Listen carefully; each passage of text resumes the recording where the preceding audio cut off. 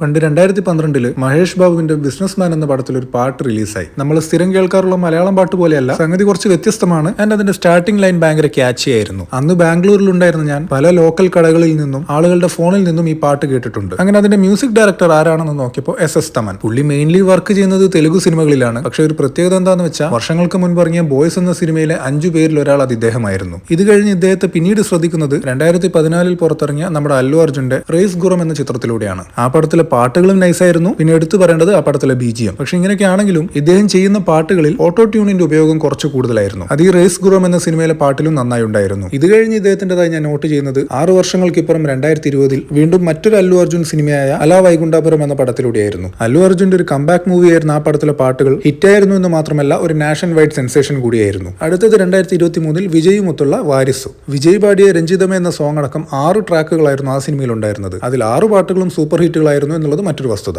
ഇനി അടുത്തത് ഈ വർഷം പുറത്തിറങ്ങിയ പവൻ കല്യാണിന്റെ OG. ഇതിൽ trance of Omi, guns and roses എന്നിങ്ങനെ 2 ട്രാക്കുകളുണ്ട്. നിങ്ങൾ കേട്ടിട്ടില്ലാത്തവർ അത് തീർച്ചയായും പോയി കേട്ടു നോക്കണം. ഈ 2 ട്രാക്കുകൾ കൊണ്ട് തന്നെ ആ പടം OTTയിൽ ഇറങ്ങിയാൽ കാണാൻ വേണ്ടി കാത്തിരിക്കുകയാണ് ഞാൻ. സോ ഇത്രയുമാണ് മ്യൂസിക് ഡയറക്ടർ തമനെ പറ്റി പറയുമ്പോൾ എനിക്ക് ഓർത്തെടുക്കാൻ സാധിക്കുന്നത്. ആസ് യൂഷ്വൽ കോപ്പിയടി അലിഗേഷൻസ് ഇദ്ദേഹത്തിന്റെ പേരിലും വന്നിട്ടുണ്ട്, അതിപ്പോ അനിരുദ്ധിന്റെ പേരിലും ഉണ്ട്. എനിവേസ്, ഞാൻ ഈ പറഞ്ഞതല്ലാതെ ഇദ്ദേഹത്തിൻ്റെതായി നിങ്ങൾ ഓർത്തിരിക്കുന്ന മറ്റു വർക്കുകൾ ഉണ്ടെങ്കിൽ അത് കമന്റ് ചെയ്യുക.